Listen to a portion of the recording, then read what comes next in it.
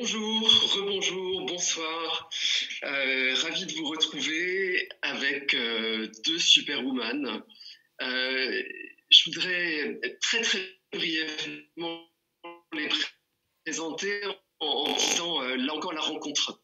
Il y a un truc magique à l'Institut de l'engagement qui s'appelle le dossier de candidature.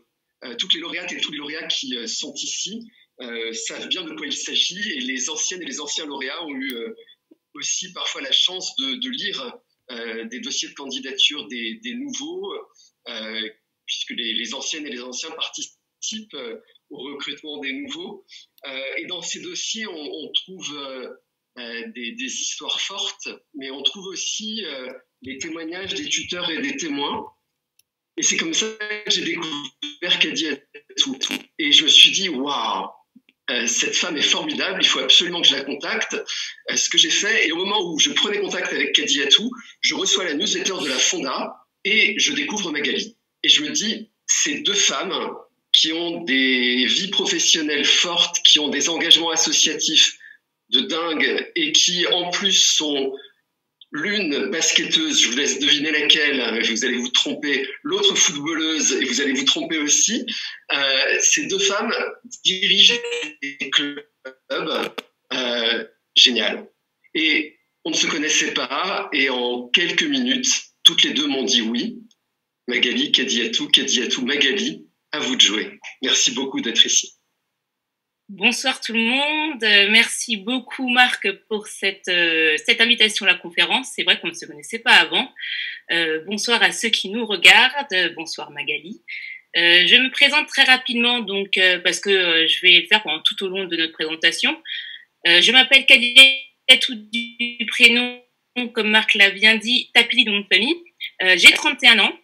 Comme Marc l'a dit avant, je suis dirigeante de club de basket, pas de foot, dans le 20e arrondissement au Paris Lady Basket. Avant ça, j'étais secrétaire générale au club sportif du ministère des Finances dans le 12e. Et c'est là, en fait, où j'ai connu le tutorat des services civiques. Donc, ça fait 4 ans que j'en suis, et c'est comme ça que j'ai connu l'Institut de l'engagement.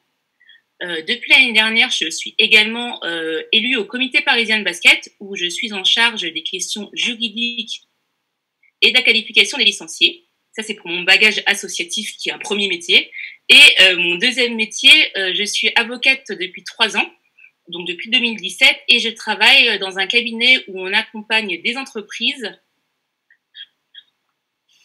dans les affaires sociales.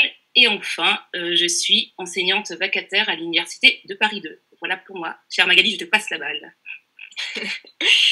Merci Kadiatou. Bonsoir Marc, merci de nous avoir invités. Bonsoir à tous les lauréats qui nous regardent. Alors donc moi je m'appelle Magali Munoz, j'ai 36 ans et un peu comme Kadiatou, j'ai pas mal d'activités. Alors je suis membre du conseil d'administration de l'Office municipal des sports du 14e. Je suis aussi membre du conseil d'administration de la Fonda, donc comme Marc l'a évoqué tout à l'heure. Donc c'est un think tank qui travaille sur le fait associatif. Mon domaine d'activité professionnelle, c'est le marketing et la communication dans l'enseignement supérieur privé. Personne n'est parfait. Et je suis aussi référente d'un atelier qui travaille sur les différentes perspectives qu'on pourrait donner au sport à Paname, enfin au sport à Paris, et depuis bientôt 2 ans et demi. Donc je suis la présidente du CA Paris 14, donc c'est un club de foot qui regroupe 800 licenciés dans un quartier politique de la ville. Donc voilà pour les présentations. Alors à nous deux, effectivement, on semble avoir beaucoup de casquettes. Et quand Marc nous a demandé d'intervenir sur cette conférence, on s'est demandé vraiment ce qu'on pouvait vous raconter pour que ça vous soit utile. Alors, on aurait pu vous raconter effectivement nos vies et nos parcours dans les détails, mais on s'est dit que ce serait peut-être un peu fastidieux, un peu soporifique, un peu boring. Donc, on s'est dit qu'on allait simplement vous livrer des petits tips, donc des petits conseils, qui nous permettent de structurer un peu nos activités. Donc, alors que ça soit bien clair, c'est pas une leçon. On sait qu'on détient pas la vérité. On sait qu'on n'a pas la recette de la potion magique, mais on vous livre simplement nos méthodes, nos réflexions du quotidien, et vous êtes absolument libre de ne pas penser comme nous, et vous êtes aussi libre d'y piocher ce que vous voulez et ce qui vous correspond. Je dis libre parce que c'est quelque chose que je pense qu'on a en commun avec Kadiatou, c'est la liberté, c'est quelque chose de vraiment fondamental. Et qui dit liberté dit souvent responsabilité. Et la responsabilité, elle est aussi associée à une notion de travail, cette notion qu'on doit interroger, et c'est un des éléments qui gouverne notre quotidien. Donc voilà, le travail, c'est un peu notre premier secret et un peu notre premier conseil. Donc c'est travailler. Travailler, qu'est-ce que ça veut dire? Eh ben, ça veut dire que les choses, elles tombent pas du ciel. Si on sème rien, on récolte rien. Après, c'est pas parce que vous semez que vous récolterez forcément, mais statistiquement, plus vous semez et plus vous aurez de chances de récolter. Alors oui, ça demande des efforts. Ouais, ça impose certaines contraintes et parfois c'est compliqué. Franchement, on dit pas que c'est simple tous les jours et sincèrement, moi parfois je préférais passer mon dimanche matin à bruncher en terrasse avec mes potes plutôt qu'être au stade d'Ido de la Porte de Vent, on va regarder des matchs de 5e division. Mais quelque part, c'est ça aussi qui rend le fruit du travail encore plus savoureux. Et le travail quelque part, c'est aussi un facteur d'émancipation. Le travail, l'engagement, ça rend service à la collectivité parce que on fait des choses pour les autres. Et ça rend aussi service parce qu'on fait des choses pour soi-même. Et ces choses, on ne les fait pas tout seul. Travailler, c'est aussi animer un collectif, c'est faire vivre un collectif, c'est avancer avec les autres, c'est s'enrichir les uns les autres en partageant des idées. Un exemple tout simple et tout récent, pour préparer cette conf, les moments les plus riches et les plus denses, bon, à part celui qu'on est en train de vivre là, tous ensemble à travers cette expérience franchement unique, c'est les moments où avec Kadiatou, alors qu'on ne se connaissait pas, on s'est contacté, on a échangé, on s'est mis OK sur l'objectif et on a construit quelque chose ensemble. Chacune en apportant sa pierre à l'édifice. On construit ensemble, on avance ensemble, on travaille ensemble et ça franchement, c'est plutôt cool. Alors ça peut vous paraître franchement évident de dire ça, mais je pense que c'est important vraiment de le verbaliser et d'en avoir conscience et d'en faire quelque part une pierre fondatrice du quotidien et du chemin sur lequel on s'engage parce que quelque part, ça va franchement vous suivre votre vie. Donc voilà, travailler, ça demande évidemment un peu de méthode. Et je crois d'ailleurs que c'est l'objet du point qui va être évoqué par Kadiatou. Donc voilà, Kadiatou, je te passe la balle. Parfait, balle réceptionnée. Merci Magali. Juste avant de parler du deuxième tips qu'on voulait vous donner qui concerne l'organisation, moi je voulais juste revenir sur des petits chiffres parce qu'avec Magali, on est 2 femmes dirigeantes. Il y en a plus. Mais par exemple, dans les fédérations olympiques, il y en a 36 et en fait, il y a une seule femme seulement qui représente un sport, c'est l'escrime avec Isabelle Lamour. Donc, c'est un peu triste.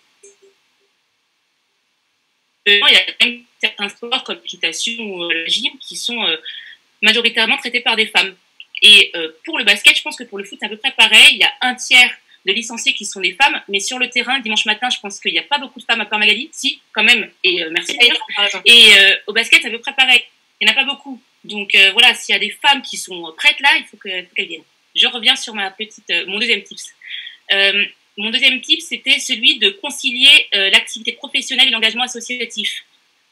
Ça demande de l'organisation et de la souplesse dans son emploi du temps, et aussi dans sa tête. Alors, je parle de sa tête parce que c'est peut-être un peu enfantin, mais c'est vraiment le socle.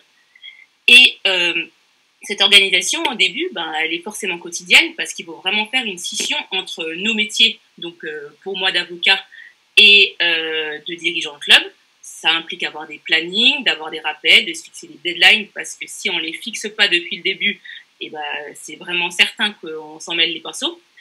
Ça implique également d'organiser ses week-ends pour faire une réelle scission entre sa sphère privée et le sport, parce que comme l'a dit Magali, à 9h elle est au stade d'Ido, mais moi à 9h je suis dans le 20e, à arbitrer ou à faire la table. Et tout ça, ça implique d'avoir un rythme de vie sain, de bien dormir, de bien manger, de faire du sport ou de s'évader quand il faut, et ne pas oublier de prendre du temps pour soi. Et que même si à un moment ça ne va pas, l'association ne s'arrêtera pas de tourner, même si on a des responsabilités. Il y a ce côté organisation quotidienne tous les jours de la semaine, mais il y a aussi la souplesse dans l'emploi du temps et le fait de savoir vraiment changer de casquette, comme l'a dit Magali, et ça très rapidement. Et ça, pour ma part, dans mon métier, je suis assez contente d'être en profession libérale parce que je peux organiser mon temps comme je veux, mais je prends le parti d'optimiser mon temps au maximum et d'être efficace, enfin, du moins tous les moyens que je mets pour être efficace partout. Un exemple que je voulais vous partager avec vous concernant ce tips, c'est ma journée du mercredi de septembre jusqu'au début du confinement. Comme je vous ai dit, j'étais chargée de travaux dirigés à Assas, donc en fait le mercredi matin, je donnais cours en deuxième année en droit des obligations à Melun, donc je me levais assez tôt pour aller à 50 km de chez moi. Je donnais cours. Avant midi, je dois donner tous les plannings au club de basket pour tous les matchs qui auront lieu, avec les arbitres désignés, etc. Donc ça implique les dernières dérogations de dernière minute, c'est un petit peu sportif. Ensuite, je vais dans le cabinet dans lequel je travaille à l'autre bout de Paris. Je rattrape la demi-journée que j'ai eue en cours, et le soir, j'ai entraînement dans le 20e. Je travaille dans le 16e. Donc, pour ceux qui voient à peu près le trajet, c'est 1h30. Donc, voilà, tout ça pour dire que c'est des journées, certes, qui sont chargées, mais moi, j'adore ça, et Magali, j'imagine aussi. Mais tout ça pour dire que ça se prépare en amont, et tout ça pour pouvoir gérer les imprévus de dernière minute et garder son sang-froid, même en période de stress. Voilà pour moi, Magali, je te passe la balle. Ouais, enfin, tout ce que tu as dit, c'est clair que ça a un écho tout à fait cohérent dans mon quotidien aussi. Alors, une autre chose aussi qui est assez importante, c'est d'être curieux et de questionner. Je pense que la curiosité et le questionnement, c'est vraiment quelque chose de très important, et on doit vraiment s'encourager à questionner les choses, à les regarder sous un autre angle, et parfois à faire un petit pas de côté pour lire une situation différemment. Franchement, peu importe l'environnement, l'entreprise ou l'association dans laquelle on arrive, on nous dit quasiment systématiquement la même chose. Ah, ok, ben on fait comme ci, on fait comme ça fait 30 ans qu'on fonctionne comme ça, et ça fonctionne très bien. Ok, mais le fait que ça fonctionne comme ça depuis 30 ans, perso, moi je trouve pas que ce soit un argument archivalable. Alors attention, hein. L'idée, c'est absolument pas de se transformer en D'Artagnan sur tous les sujets, c'est pas de dire que tout doit fonctionner différemment, c'est pas de considérer qu'il faut tout révolutionner, c'est simplement de trouver le bon équilibre entre ce qu'on doit accepter, simplement parce qu'on n'a pas les moyens de le faire changer, et ce qu'on peut faire évoluer. Quand je suis arrivée au club, il n'y avait pas de section sport adapté. Le sport adapté, c'est quoi? C'est du sport donc du foot, pour des personnes en situation de handicap mental. Et quand j'ai demandé pourquoi on n'en faisait pas, on m'a dit ok, il n'y a pas de place, il n'y en a pas les sous, on n'a pas les ressources matérielles et humaines, et franchement, le public, il est compliqué à gérer. Bon, ok, franchement, c'est un peu lapidaire, et j'aurais pu m'arrêter là. Mais je me suis dit, ok, enfin, pourquoi pas? Les murs, ça se pousse. Les sous, ça se trouve. Les joueurs, ça s'encadre. Alors, franchement, on a monté un petit groupe de travail, et en un mois, on faisait la première journée porte ouverte. Au bout du deuxième mois, on trouvait un éducateur, on trouvait des maillots, on trouvait un créneau. Et en 3 mois, on avait déjà une équipe au complet. L'an dernier, les gars donc, de l'équipe, ils jouaient dans un championnat donc sport adapté, avec d'autres équipes ayant leur handicap. Et cette année, ils jouent dans un championnat avec des personnes normales, valides, parce qu'on considère que l'inclusion sociale, elle passe par là. Et voilà, et c'était fin du game. Et le truc, voilà, il y a 2 ans, il n'y en avait pas. On s'est dit, ok, on a questionné les choses en se disant, pourquoi est-ce qu'on ne pourrait pas en avoir un? Et ce simple, pourquoi pas, au final, ça a permis de faire bouger les lignes et de faire bouger les choses. Donc voilà, moi, je vous encourage vivement à réaliser ce petit exercice spirituel de questionnement et de curiosité. Vraiment, ça permet d'ouvrir le champ des possibles et d'affûter un peu son sens critique. Et je pense que c'est archi important dans la société actuelle. Donc voilà, on questionne, on teste, on ajuste, on avance et on laisse la main. On passe la balle à Kadiatou. Allez. Bah ouais, merci beaucoup. Et en fait, Magali, tu as super raison quand tu dis qu'il faut être curieux et questionner. Ce point-là, ça passe aussi par savoir communiquer, en fait, et être à l'écoute des personnes qui nous entourent. Par exemple, on a une question à poser, il ne faut pas avoir honte, et puis voilà, on prend ce qu'il y a à prendre, et puis si ça ne nous intéresse pas, on avance autrement, à nos risques et périls, bien sûr. Et justement, pour la communication, vous savez bien, pour ceux qui sont dans l'associatif, que c'est un monde qui est vraiment composé de plein de personnalités différentes qui viennent de plusieurs horizons divers et variés. Contrairement au monde professionnel, on peut avoir plusieurs catégories parfois qui sont assez rigides, comme c'est beaucoup d'avocats. Pas chez moi en tout cas, mais voilà. Et finalement, la seule chose qu'on a en commun, c'est la passion qu'on vit pour le sport qu'on pratique. Et donc, il il faut savoir jongler et s'adapter en fonction des interlocuteurs qu'on a, parce que il y a une certaine sensibilité, il y a un certain caractère, et donc il faut vraiment faire attention à tout ça. Il faudra parler différemment selon l'interlocuteur qu'on a, que ce soit un joueur, un entraîneur, mais un adjoint de la mairie de la ville, un président d'une autre association, un gardien de salle. Tout ce monde est encore une fois bien différent, et ça, personnellement, en tant que femme, je le ressens tout le temps. C'est une folie. Enfin, une fois sur deux, je vais voir une personne qui ne me connaît pas, c'est excusez-moi, vous êtes joueuse, merci pour la jeunesse, vous êtes une femme, merci pour l'inexpérience. Enfin, voilà, moi, ça me fait rire et ça me fait encore plus grandir. Et l'exemple que je voulais partager pour cette idée, c'est dans le cadre de la Ligue Île-de-France de basket. On a pu suivre une formation qui s'appelle Femmes dirigeantes et alors. C'est une formation, comme vous disiez, où on se rencontre toutes les femmes dirigeantes de la grande couronne, petite et grande couronne. On en a été à peu près une vingtaine, donc c'était beaucoup plus que je ne pensais déjà, trop cool. Et on a eu plusieurs formations, notamment sur la communication en fonction des acteurs qui sont autour de nous et comment réagir en temps calme, comme je dis, ou en temps de stress. Et ça, c'est d'ailleurs via le test des couleurs. Voilà, c'est ce que je voulais dire, le test de personnalité. Et donc ça a été ultra formateur. Et aujourd'hui, j'ai l'impression que on s'en fiche qu'on soit une femme ou un homme, mais on est juste un individu qui nous écoute en fonction de la posture qu'on a. Et c'est comme ça que j'envoie la balle à Marie ensuite, pour savoir comment on s'engage. Alors ouais. Et, enfin, c'est archi intéressant sur le truc des couleurs, parce que moi aussi je l'ai fait, et au final ça révèle aussi pas mal de choses sur nous et sur la perception que les autres ont de nous. Donc enfin, moi j'avais trouvé ça archi intéressant aussi.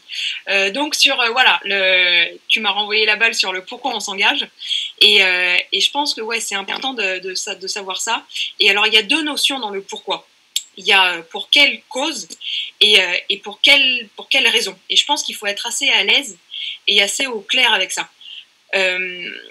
Moi, franchement, la première fois qu'on m'a proposé de récupérer la présidence du club, sincèrement, j'ai dit non, ça m'intéresse pas.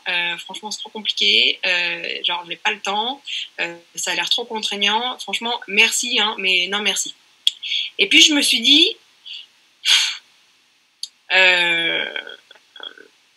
bon, moi, j'ai quand même fait du full tranquille jusqu'à présent, parce que justement, il y avait des gens dans ce club qui s'occupaient de tout ça sans que moi, je m'en aperçoive. Et je me dis que c'est peut-être le moment aussi de renvoyer l'ascenseur. Donc voilà, c'était déjà un premier point sur lequel j'étais un peu plus à l'aise. Et ensuite, j'étais pas non plus super à l'aise avec la notion de pouvoir. Franchement, c'est un truc qui m'intéresse pas. Moi, je me définis... Alors bon, c'est peut-être un peu paradoxal, mais franchement, je me fais violence, et notamment ce soir. Moi, je me définis plutôt comme une nana un peu de l'ombre. C'est-à-dire que sur le terrain, par exemple, je suis pas du tout la joueuse qui brille. Je suis une nana qui fait le taf pour les unes, pour les autres. Et je suis très satisfaite de ça. Voilà, moi, ce qui m'intéresse, c'est de faire le boulot, voilà, pour éventuellement faire briller les autres, et c'est très bien. Et pour en revenir à cette notion de pouvoir, en gros, j'ai accepté le jour où j'ai compris que cette notion de pouvoir, c'était quand même un peu illusoire. Et qu'au final, on n'avait pas vraiment du pouvoir sur, mais qu'on avait du pouvoir pour. C'est-à-dire qu'on n'avait pas du pouvoir sur les gens, mais on avait du pouvoir pour faire avancer les choses. Et là, je me suis dit, ok, là franchement, j'ai dit banco, là ça devient intéressant. Et j'ai dit banco, parce que quelque part, alors voilà, là j'en reviens à la notion de cause dont tu as parlé tout à l'heure. Je trouve que c'est aussi cool d'avoir une cause à défendre, un truc à faire valoir, qui est là au fond de soi depuis le début, on ne sait pas trop ce que c'est, mais au fil du temps, quelque part, ça se révèle. Alors au début, franchement, moi je faisais du sport pour la pratique elle-même, et après, j'ai constaté que franchement, ça révélait quelque chose, ça permettait quelque chose de plus. Mon truc, c'est le sport, c'est le foot, ok, mais à vrai dire, peu importe ce que c'est. Ce que j'ai compris au fil du temps, c'est que c'était pas pour le sport lui-même, mais c'était plus pour ce qu'il permettait comme outil, comme levier d'éducation et comme levier d'émancipation. En gros, on ne naît pas footballeur, on ne naît pas footballeuse, on ne naît pas basketteur, on ne naît pas basketteuse. On le devient ou on le devient pas, ok. En revanche, il y a un truc, on est tous citoyens. Ça, c'est une évidence. On est là, bam, on est citoyen. En revanche, cette citoyenneté, soit on s'en saisit, soit on s'en saisit pas, soit elle s'exprime pas. Et je pense qu'à travers le sport, Et notamment à travers le foot, on crée une équipe et on crée un collectif. Et si les enfants des quartiers, parce que moi, le stade, le terrain et le club, c'est dans un quartier prioritaire, dans un quartier politique de la ville. Donc si les enfants, ils peuvent aujourd'hui trouver leur place dans ce collectif à travers le foot, je me dis que peut-être, modestement, plus tard, pour eux, ce sera peut-être un peu plus simple de trouver leur place dans la société. Et ce point, à ma modeste micro-mini-échelle, eh ben, je me dis que c'est vraiment cool. Parce que, quelque part, si un petit garçon voit une petite fille qui joue, non pas comme une petite fille qui joue, mais simplement comme une joueuse, franchement, on a déjà gagné un truc. On a déjà gagné un combat, et je pense que c'est la société tout entière qui en bénéficie. Le boulot, il est fait dans les clubs, et après, c'est au niveau de l'action de l'État qui doit se poursuivre. Nous, à notre échelle, on crée ce possible. On crée ce possible dans l'esprit des gamins. Après, c'est dans la société que ça se traduit. Voilà, moi, c'est ce truc que je trouve vraiment kiffant, et j'ai compris au fil du temps que voilà, c'était simplement se rendre utile en créant ce cadre de réussite qui est accessible à ceux qui le veulent. Enfin, on n'oblige personne. Après, il y a quand même aussi une question de volonté. Est-ce que tu le veux, est-ce que tu le veux pas? Mais en tout cas, si tu le veux, c'est là, tu peux t'en saisir. Donc voilà, je sais pas si c'est un conseil ou un secret, voilà, mais je pense qu'il faut être assez au clair avec ça, sur ce qu'on fait, sur savoir où on va, sur pourquoi on le fait, avoir un cap clairement défini, parce que mine de rien, ce cap, au quotidien, il facilite pas mal les prises du quotidien, les prises de décision. C'est ça qui guide. Voilà. Kadiatou. Yes, je suis là.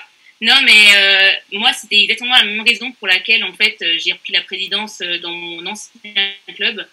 Au début, c'était pareil. On me disait, mais vas-y, c'est cool la présidence, etc. C'est du pouvoir. Je m'en fiche du pouvoir, ça va être juste terrible. Ils ne se rendent même pas compte, les gens. Et c'est peut-être pas un secret, hein, mais être président, c'est vraiment la pire place qui puisse exister dans le sport. Et donc, là, dans mon club actuel, c'est aussi pour ça que je suis partie dans ce club dans le 20e. C'est une zone prioritaire. Et on fait du basket, mais on développe aussi le label citoyen, qui est un label qui a été mis en place par la Fédération française du basket, où on va mettre en place des actions socioculturelles, des aides aux devoirs qui sont mises en place également par les services civiques, des découvertes de la ville de Paris, etc. Mais enfin, il y a vraiment beaucoup de choses qui font que toutes les filles et les garçons qui se sortent de leur quotidien aient la chance de voir des choses qu'ils n'auraient pas vues autrement à l'école ou via leur famille. Et en fait, je suis partie de mon ancien club parce que je me suis rendu compte que c'était plus une contrainte qu'autre chose. Et c'est ça le nouveau tips qu'on a en plus, c'est que c'est du bénévolat et il ne faut pas oublier que ça reste uniquement du bénévolat. Et ça, moi, je l'ai appris au fur et à mesure. On donne ce qu'on peut donner et rien de plus. C'est pas la peine que ce soit une contrainte, qu'on soit trop dur avec soi-même et de se mettre la pression, en fait, parce que c'est juste trop néfaste. Et pour la petite anecdote, moi, j'ai quitté mon ancien club parce que, certes, j'étais présidente, c'était sur le papier joli, mais j'ai été quand même convoquée par la Fédération française de basket parce qu'il y a eu un détournement de fonds de plusieurs milliers de 6 chiffres d'euros. Et moi, je n'étais pas du tout au courant. Donc là, je me suis dit que c'était une contrainte. Donc là, je m'en vais, en fait. Je vais me rendre utile ailleurs en fonction de mes valeurs et de ce que j'ai pu apprendre, pareil, à ma modeste échelle. Et si je peux servir, ben, c'est plaisir d'offrir, comme je dis, assez souvent. Joie de recevoir. Voilà, c'est ça. Et en fait, tout ça, je m'en suis aussi rendu compte lors de la formation femme dirigeante dont je vous parlais avant, parce que c'est là où je me suis rendu compte qu'il fallait que je me fixe des limites. C'est pas parce que j'étais à ce poste-là que je devais y rester et que j'étais vraiment menottée. Et voilà, ça a été super important pour moi. Et le revers que j'ai également appris, c'est que quand on s'engage, eh ben, il faut le faire à 100%. Parce que mes prédécesseurs, qui étaient des hommes, au passage, mais ce n'est pas grave, pour certains, ils étaient là plus pour le titre qu'autre chose. Et moi, je pense que dès qu'on s'engage, il faut le faire à 100%. Il faut être fiable parce qu'il y a des personnes qui ont besoin de nous, comme nous, on a besoin d'eux. Ça se passe au gymnase lors d'un match pour certains qui peut être ridicule pour certains, mais qui est quand même très important pour nous, ou le match du meilleur niveau français. Enfin, j'en sais trop rien, mais on a besoin de tout le monde et de la même implication pour tout le monde. Après, clairement, aujourd'hui, et Magali, je pense que tu penseras comme moi, en 2020, je suis persuadée que la femme a un rôle à jouer, parce que dans une vague de féminisation. Et puis, clairement, moi, je me suis dit ces derniers temps, oui, on vient me poser des questions par rapport à la direction d'un club, etc. Et je me suis dit, est-ce que c'est parce que je ne suis pas femme ou est-ce que je ne suis pas noire? Comme ça, je coche toutes les cases et c'est trop cool. Mais non, en fait, on se rend compte que c'est pour l'utilité qu'on donne et parce que ça nous fait plaisir, quoi. Donc voilà pour ce point. Et je voulais juste terminer avec 2 exemples positifs ou négatifs dans le fait d'être bénévole mais d'être fiable. L'exemple positif, c'est un joueur qui nous donne ses disponibilités pour un week-end, qui veut soit arbitrer, soit faire une table de marque, mais qui nous dit tout de suite qu'il n'est pas forcément capable parce qu'il n'est pas à l'aise, ça fait longtemps qu'il a pu arbitrer. Et ben, si le dirigeant le sait en amont, et ben, il va faire en sorte qu'il soit accompagné, qu'il soit dans une zone de confort. Et ça se passe toujours très bien. Au contraire, l'exemple plus négatif, et c'est un exemple que je vis encore actuellement dans une des associations dans lesquelles je suis, c'est un membre du bureau qui décide de ne plus rien faire. Et manque de bol, ce membre du bureau, c'est trésorier. Et ça fait 6 mois qu'on le court après, ça fait 6 mois que toutes les autres personnes ne sont pas payées. Donc c'est un peu délicat parce qu'il y a une double gestion de crise, le président versus le trésorier, mais aussi le président versus tous les parents et toutes les victimes, entre guillemets, qui attendent cet argent qui est important, mine de rien. Et je pense que c'est important de savoir qu'on veut faire du bénévolat et ça implique de savoir se connaître. N'est-ce pas, Magali? Eh ben oui. Non mais transition toute trouvée. Parce que on pense que, enfin on pense, c'est quelque chose aussi d'assez important, même si c'est pas évident. Apprendre à se connaître, à se découvrir et à s'aimer au quotidien, franchement, c'est pas cool. Moi, souvent, je m'observe comme si j'étais étrangère à moi-même. Et je regarde un peu et j'essaye d'analyser un peu mon comportement. Et je pense qu'au final, se connaître, c'est quand même un peu la base. Parce que, enfin, peu importe qu'on connaisse exactement les forces et les faiblesses de l'équipe adverse sur un terrain, si préalablement on ne connaît pas ses propres forces et ses propres faiblesses, franchement, ça ne sert à rien, on n'ira pas très loin. Et donc l'idée, c'est ok, force, faiblesse, défaut, qualité, et c'est surtout de ne pas juger si c'est bien ou mal. Et ça sert à rien de lutter contre qui on est vraiment. Et je pense que voilà, le chemin de connaissance et d'acceptation de soi-même, il est long, et que dans une vie, dans une association, dans une vie d'engagement, franchement, ça permet, enfin, pas d'accélérer le chemin, mais en tout cas de le prendre vraiment en pleine conscience, et ça nous permet de révéler des facettes de nous, voilà, dont on n'avait pas forcément conscience, et au final, on en tire une certaine fierté.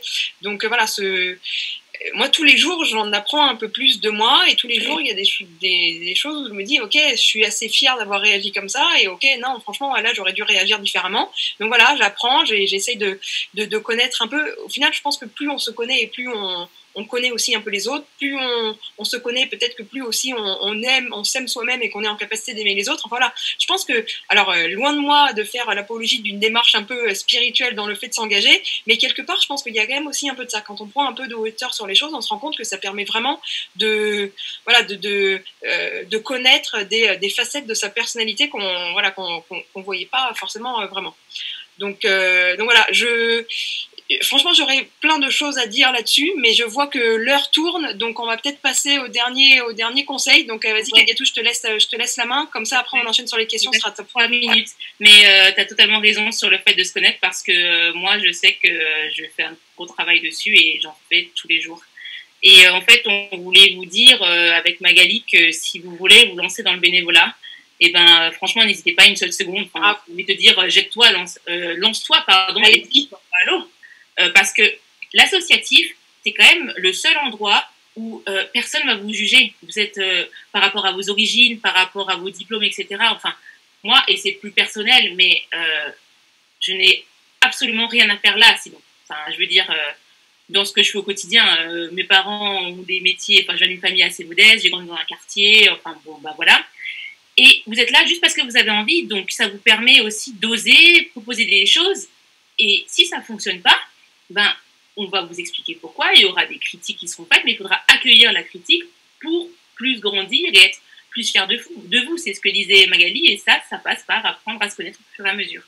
Et de manière plus pratique, le fait de se lancer dans le bénévolat, ça va vous permettre de vous sortir du quotidien, de vous sentir utile, de rencontrer des gens de tous les horizons, et c'est vraiment le plus bel enrichissement pour moi qui existe, vraiment.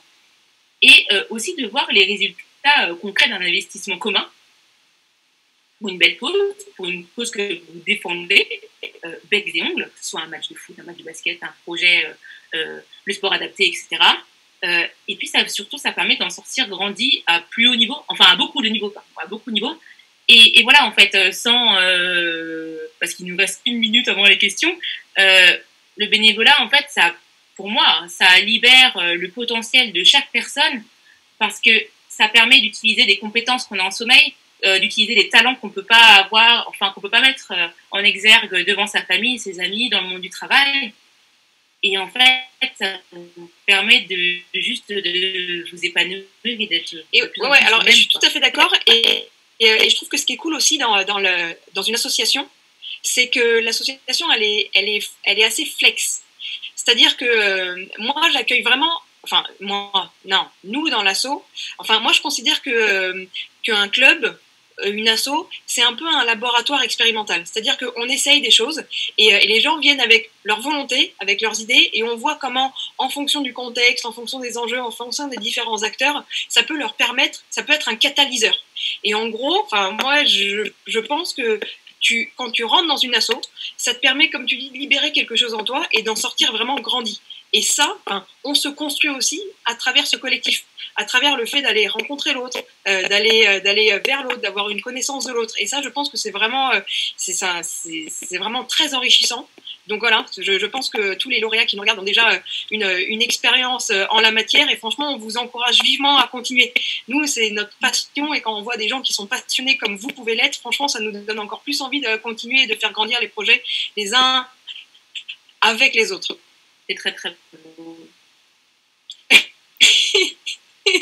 Merci. Merci énormément et merci à la fois pour le déroulement et pour cette première conclusion et ces encouragements. Il y a plein de questions, plein. Alors les premières, et je vais notamment parler au nom de Sandra et Corentin, portent sur comment concilier vie pro, vie associative et vie perso. Avec Sandra qui se demande si il faut créer un réseau de femmes et si c'est un bon moyen pour parvenir à gérer tout ça.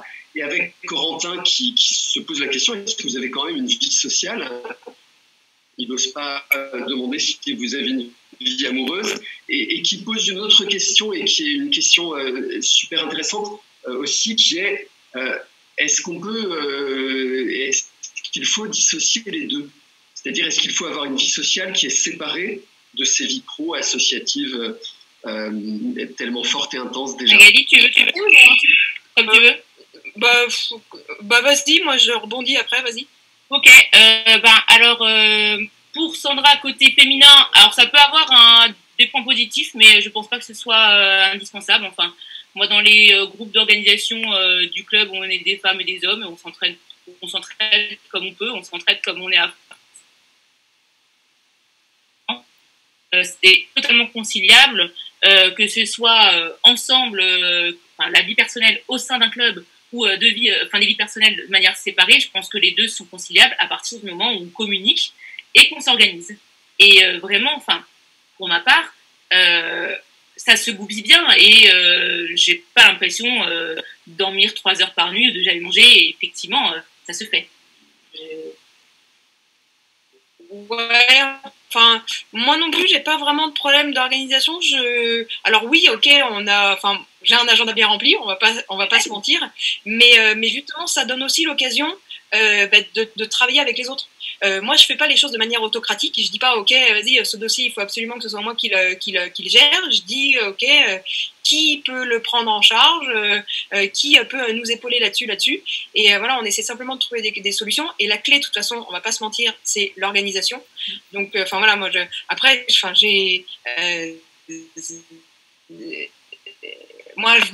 suis joueuse aussi, et je suis joueuse dans le club, donc je m'entraîne aussi le lundi, le mercredi et le jeudi, et j'ai match le samedi après-midi, et effectivement les dimanches je les passe au club parce que pour voir les jeunes qui jouent, le sport adapté qui joue, les vétérans qui jouent.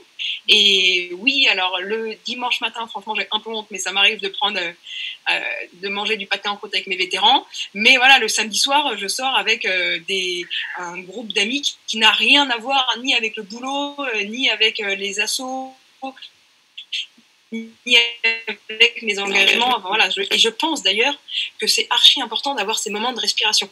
Des moments de respiration où on n'est plus du tout en contact avec les dossiers qu'on gère au quotidien. Et d'avoir ces moments de respiration justement qui nous permettent de prendre un peu de hauteur.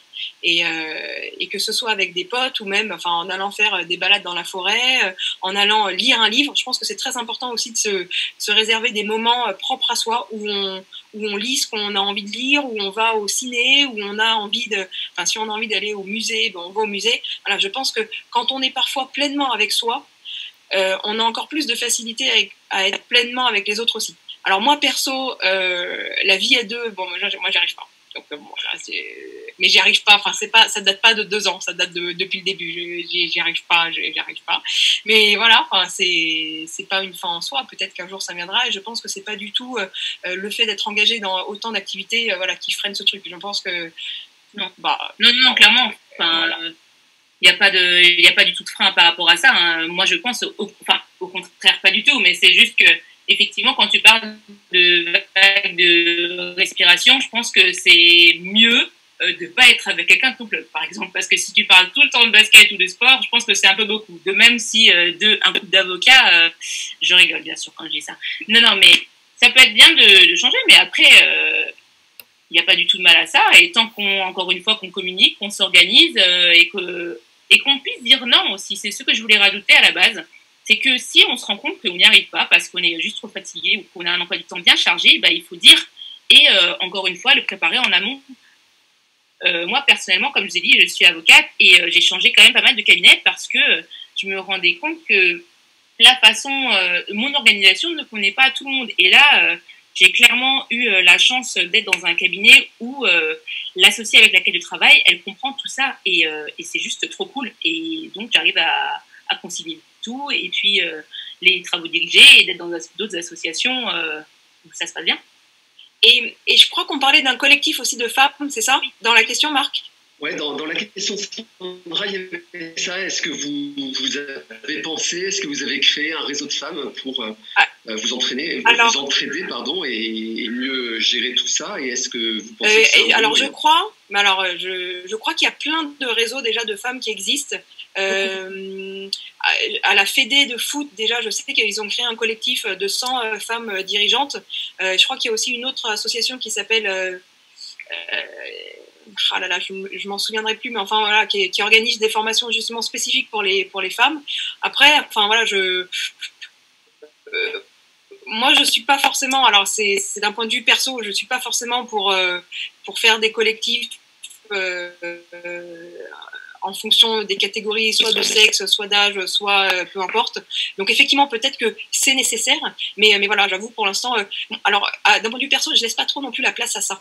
C'est-à-dire que je fais rapidement comprendre aux gens qu'ils ne doivent pas m'envisager par le fait que je sois une femme, que voilà, que ça se limite pas à ça, qu'il faut prendre les gens dans leur entièreté. Et voilà, donc j'ai jamais eu trop de... Alors que le foot, franchement, vraiment, je vous assure que c'est vraiment un milieu où il y a quand même pas mal d'hommes un peu âgés, voilà. Mais au final, ça se passe plutôt bien. Pas mal de questions sur le sport adapté. Alors notamment de la part il y a pas mal de questions sur le sport adapté, notamment des questions de la part de Steven, un ancien lauréat qui est fan de sport, de sportifs, de compétitions sportives, et de la part de Charlie qui est un judoka aguerri et qui donc pose l'un et l'autre les questions de comment est-ce qu'on peut concilier sport et comment est-ce qu'on peut faire de la place au sport adapté. Est-ce que vous le faites dans vos clubs? Est-ce que vous faites aussi de la place aux familles et aux éducateurs? Steven rajoute une couche sur est-ce que vous êtes favorable à la réintégration de tous les sports adaptés dans les Jeux Olympiques et Paralympiques? Et puis Steven ajoute encore une question sur sport et Covid et compétition sportive et Covid. Alors attends, moi je veux bien commencer par la place des différents sports dans un club.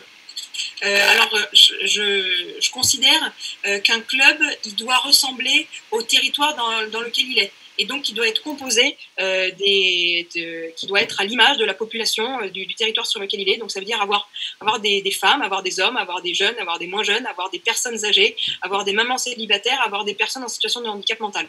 Donc en gros, nous au club, on est 800, et dans les 800, voilà, c'est représentatif d'un peu tout ça. Les deux prochains projets là qui sont dans le pipe, qu'on aurait dû mettre là en place, mais bon, enfin voilà, au regard de la situation sanitaire, ça a été un peu compliqué.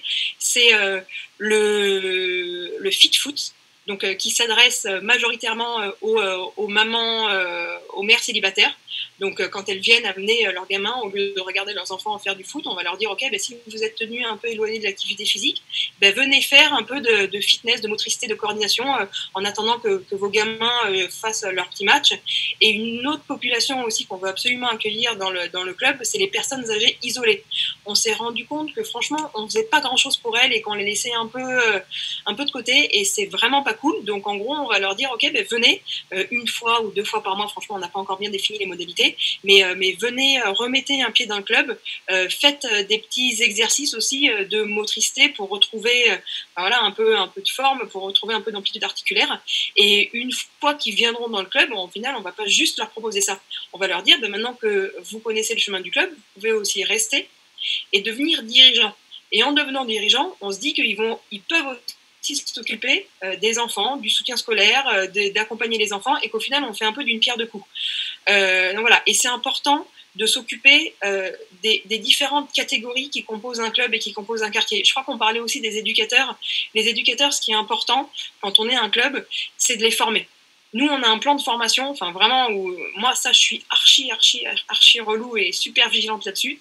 Un éducateur qui vient et qui dit, ok, moi, franchement, je m'inscris pas dans le plan de formation, j'ai l'impression que je sais tout. Je dis, ok, garçon, je crois qu'on va pas s'entendre.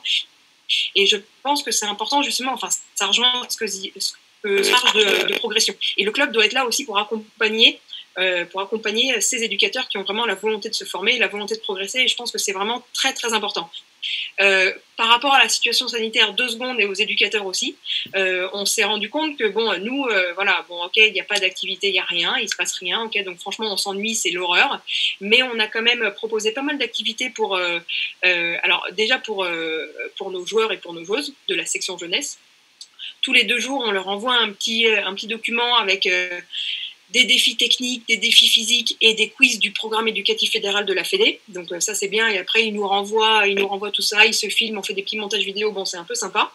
On a fait des tournois, alors on n'a pas parlé du e-sport, mais c'est aussi important, enfin on leur propose des tournois en ligne et avec la diffusion des vidéos, enfin des finales sur Twitch, enfin bon voilà, on s'est servi de ce qui se passait pour essayer de proposer des choses un peu innovantes, et je pense que c'est aussi un peu important ce rôle social et ce rôle d'innovation un peu sociale à travers le sport. Et dernier truc, on a fait des webinars un peu comme ce qu'on est en train de faire pour nos éducateurs. Voilà, donc alors c'est pas qu'on se sert de la situation, mais c'est que la situation elle nous l'impose, et que clairement ben voilà, là on peut pas la changer. Moi je vais pas appeler Emmanuel Macron demain en lui disant bon, il y en a marre d'être confiné, on sort. Voilà, la situation elle est ce qu'elle est aujourd'hui, et nous on essaie simplement de trouver des solutions pour garder un contact avec tous ces acteurs, toute cette population, parce que voilà, le rôle social du club est archi important, même en période de confinement. Voilà, Kadiatou, je te laisse là. Pardon, j'ai parlé beaucoup. Non, pas de problème. Non, parce qu'en fait, nous, on fait à peu près pareil. Alors, pour le Covid, cette période exceptionnelle qui, on l'espère, s'arrêtera bientôt, mais bon, on ne sait jamais. On fait à peu près la même chose. On essaye vraiment au maximum de garder le lien avec les joueuses, parce que là, c'est un club 100% féminin, où on essaye de leur demander des interviews et des newsletters écrites par elles, en fait. Donc, nous, on est quand même plus sur le côté socio-éducatif pour dire comment elles ressentent elles-mêmes ce confinement. Après, les coachs eux-mêmes envoient également aussi des programmes de sportifs, mais un quart d'heure, 20 minutes pour garder l'entretien physique. Et pour le sport adapté, alors nous, ce qu'on fait, c'est du basket santé. C'est tous les samedis matins de 9h à midi. Et donc là, c'est un peu, bon, c'est des terrains assez grands, donc on peut avoir soit des personnes qui ont un handicap, et surtout que moi, ça me touche beaucoup, j'ai une grande sœur qui est autiste. Et on a aussi des mamans qui viennent ou justement d'être sur le côté pour attendre leurs enfants lors d'autres entraînements.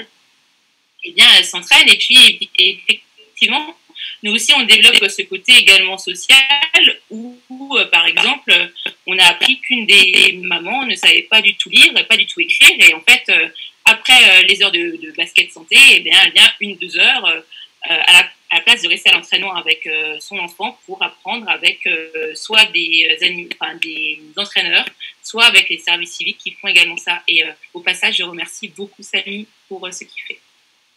Et je crois qu'il y avait aussi une petite interrogation par rapport aux Jeux Olympiques et Paralympiques. Oui. Absolument.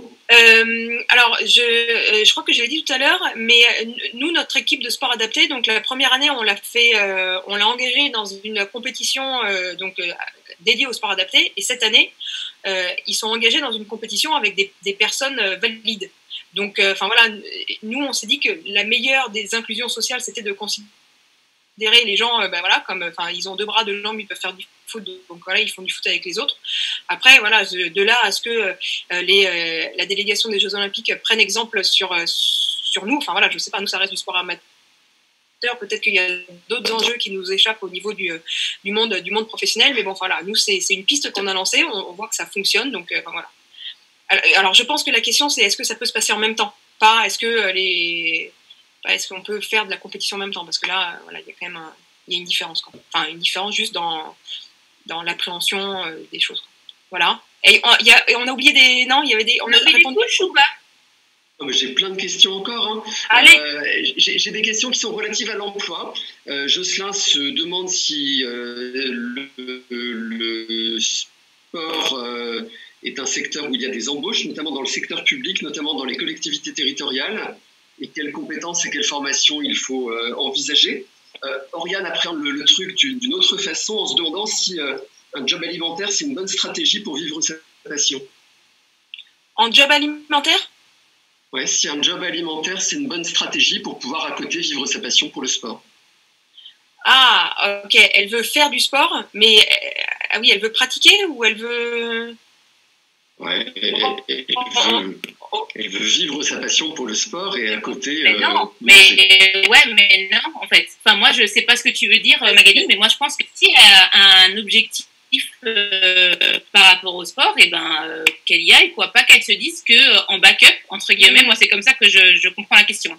En backup, qu'elle aille... faire un job alimentaire, alors c'est très bien un job alimentaire, il n'y a aucun souci dessus, mais il ne faut pas qu'elle se bride elle-même. Si elle veut vivre sa passion dans le sport, je ne sais pas quoi exactement. Oriane, si vous pouvez développer votre question, ça peut être encore cool, mais non quoi. Enfin, pour le coup, moi ça a toujours été ma façon de penser. Je pense qu'aujourd'hui, et Magali, c'est pareil, quand on nous dit oui, tu fais du sport, mais ça veut dire qu'à côté, t'es prof de sport ou t'as du temps, quoi. Ben non, moi j'ai un autre métier. Et tu fais quoi? Bah t'es avocat. Non, c'est pas vrai. Si, c'est vrai. Et en fait, on peut faire les deux. C'est juste qu'il faut avoir la motive, quoi. Enfin, clairement, moi, ça a été mon chemin de vie et ce sera encore ça tout le temps. Ouais, motivation et volonté, clairement, c'est ce qui fait avancer. Et la première question, c'est est-ce qu'il y a le marché... Ouais, est-ce que le marché est quoi dans le sport? Oui. Alors pour les collectivités territoriales, franchement, je suis absolument pas spécialiste. Moi, je vois juste à ma modeste échelle, en 2 ans, on a eu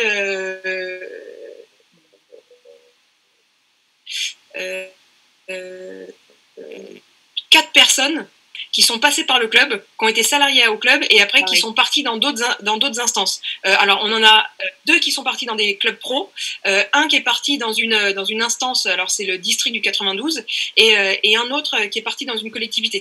Donc voilà, un club ça peut être aussi, parce qu'un club on est vraiment confronté aux problématiques du terrain, et là vraiment, quand on parle de compétences, savoir exactement ce qui se passe sur le terrain, c'est archi précieux. Vraiment, la connaissance terrain, savoir comment ça marche sur le terrain, comment ça peut être transformé sur le terrain, c'est une des meilleures formations qui soit, la formation terrain. Donc, voilà, je vous encourage vivement. Alors, même si, soyons aussi honnêtes, même si les clubs, franchement, en termes de budget, c'est pas non plus Byzance, quoi. Voilà, c'est un club peut pas. Nous, nos éducateurs, voilà, ils sont bénévoles et ça fonctionne aussi comme ça. Mais en revanche, ce qu'un club apporte, c'est pas forcément une rémunération, mais c'est plus vraiment de l'expérience et de la compétence qui plus tard sera valorisée et valorisable sur un CV. Ça, franchement, je vous assure que moi, toutes les personnes qui sont passées par un club, qui ont eu cette expérience, qui sont après en capacité de dire, OK, j'ai mené un projet dans un club de A à Z, en passant, en organisant, enfin, en créant une cellule, un groupe de travail, en allant voir les mairies, voir les partenaires à côté, voir les instances pour développer ce projet qui, après, maintenant, il existe et il continue à vivre. Je vous assure que ça aux yeux des entreprises, en termes d'employabilité, après, ça, c'est top. Ouais, et juste pour rajouter, je sais qu'il y a 1000 questions, Marc, mais c'était juste un petit point. Je pense que l'expérience qu'on vit en association, de la connaissance terrain, de devoir être envoyé parfois au lance-pierre à la mairie pour essayer de trouver des créneaux, et ben c'est peut-être là aussi qu'on crée des relations. Et par ce qu'on vit au quotidien, d'être naturel, de se connaître, etc., ça peut ouvrir des portes. Dans des mairies, dans des comités. Moi, je vois au comité parisien de basket, la plupart ont été basketteurs dans des clubs et ils ont eu des bonnes occasions. Et c'est comme ça qu'ils ont transformé l'essai finalement. Et là, Kadiatou, désolé Marc, je rajoute un truc parce que tu soulèves un point intéressant, c'est le réseau. Mine de rien, ça compte. Et c'est comme un collectif. Enfin, tout seul, on peut y arriver, mais franchement, avec les autres, on va souvent un peu plus loin. Donc voilà, se créer un réseau et avoir des partenaires à droite à gauche et construire des projets avec différents acteurs, franchement, mine de rien, ça fait vraiment aller loin. Marc, à vous. L'ancien lauréat que tu connais, qui est Kadiatou et qui t'appelle Kadi, il s'appelle Antoine Tessier, je crois qu'il était assez bon sur le 400 mètres.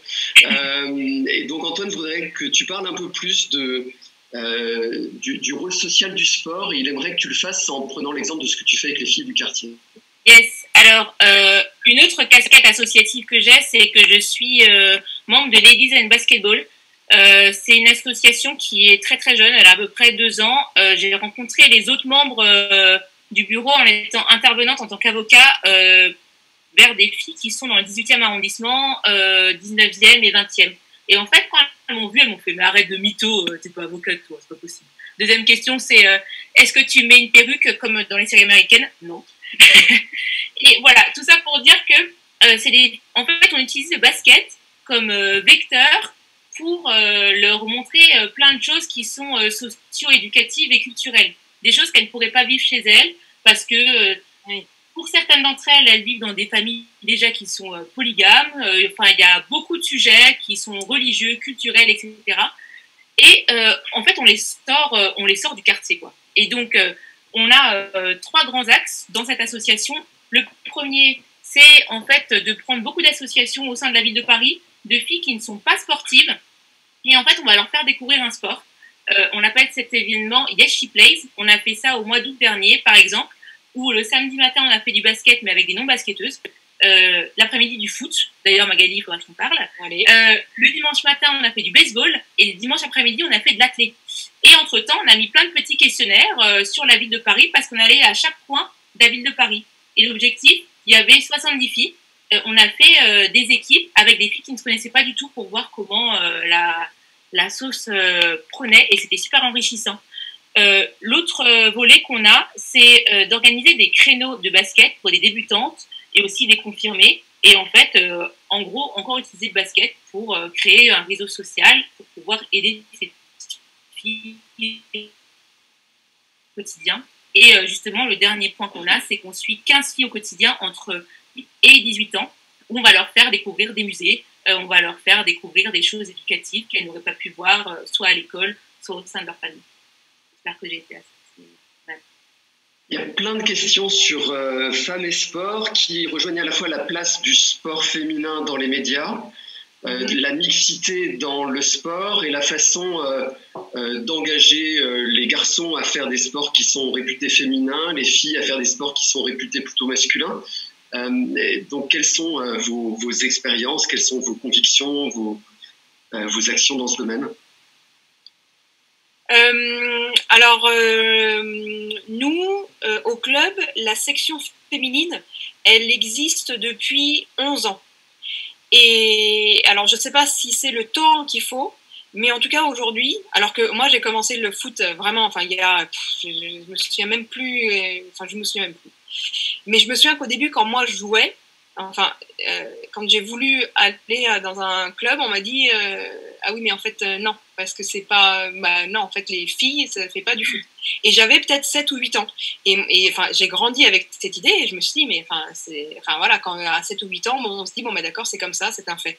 Un peu plus tard, donc une fois qu'on a développé ce fameux sens critique, on se dit, mais attends, mais no way, enfin, moi, j'ai pas envie que d'autres petites filles puissent vivre ce que moi, j'ai vécu. Donc, en gros, cette section féminine, elle existe donc depuis 10-12 ans, et on se rend compte, alors que c'est dans un quartier enfin, qui peut paraître difficile, parce que c'est un quartier prioritaire, un quartier politique de la ville, tout se passe bien. C'est-à-dire que on aurait pu penser qu'il y aurait un cloisonnement entre les garçons et les filles, et les filles demandent les résultats des garçons, les garçons demandent les résultats des filles. Les filles vont voir les matchs des garçons le dimanche, les garçons, nos filles, elles ont été en 8e de finale de la Coupe de France, les garçons qui devaient jouer le dimanche m'ont dit, nous, on ne joue pas notre match, on veut voir les filles qui jouent. Donc, ils m'ont demandé directement d'annuler leur match, de déplacer leur match pour aller voir les filles qui jouent. Alors, je ne sais pas si c'est un microcosme, voilà, mais en tout cas, je vois vraiment qu'aujourd'hui, c'est plus vraiment un sujet. Et même pour les petites filles, c'est-à-dire que nous, on accueille les petites filles soit en mixité, soit entre elles, c'est vraiment comme elles le veulent. Et les gars ne disent, enfin, il n'y a pas de problème. Les gars disent pas, il n'y a pas de problème. En tout cas, moi, j'ai pas été témoin de ça, mais voilà, j'ai l'impression que je vous dirais pas que ça devient la norme, mais en tout cas, ça questionne pour le coup beaucoup moins qu'avant. Et ce qu'on fait, eh ben, franchement, on fait rien, nous. Parce que c'est là et que eh ben, quelque part, il y a besoin de rien faire. Pareil de mon côté. Franchement, j'ai eu beaucoup de situations pareil quand j'ai commencé le basket où systématiquement on allait voir les mecs venaient nous voir. On était vraiment une famille, quoi. On a grandi ensemble pour certains. Et même sur Paris, à part une petite discrimination que j'ai pu voir dans un de mes anciens clubs où les filles jouent au même niveau que les garçons mais que les filles n'étaient pas payées, bah oui, parce qu'elles font quand même que du basket, quoi. J'ai entendu ça texto. Mais après, c'est la même personne qui m'a présenté comme sa secrétaire au lieu de dire que j'étais dirigeante de club. Donc, voilà. Mais sinon, vraiment aucune différence, aucune discrimination. Alors, attends, justement, moi, j'irais même plus loin. C'est que nous, c'est égalité de traitement entre les hommes et les femmes. C'est-à-dire que si les garçons ont 3 entraînements, les filles, elles font 3 entraînements. Si les garçons, en équipe 1, ils ont un maillot d'entraînement, les filles, elles ont un maillot d'entraînement. Et voilà, et c'est tout. Enfin, voilà. Mais c'est pas négociable comme... non, et moi, c'est la première chose que j'ai faite quand je suis arrivée après dans ce club en présidente. Après, ça reste peut-être une exception parce que voilà, je sais qu'il y a quand même encore beaucoup de clubs professionnels qui sont exclusivement masculins et qui sont en train justement de créer des sections féminines. Mais voilà, là clairement, et la dernière Coupe du Monde, ça a aussi été la Coupe du Monde féminine, ça a été aussi un outil de rééquilibrage entre les hommes et les femmes.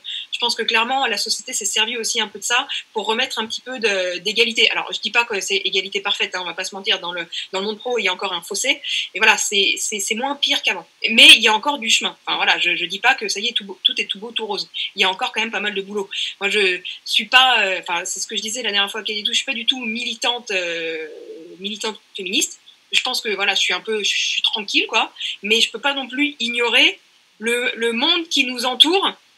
Et c'est l'heure des applaudissements. Ok, bon, oui, c'est l'heure des applaudissements et je sais que vous tenez vous aussi à applaudir. Oui, il faut. Donc, un énorme merci, un immense merci. Je vous transmets les questions parce qu'il en reste plein.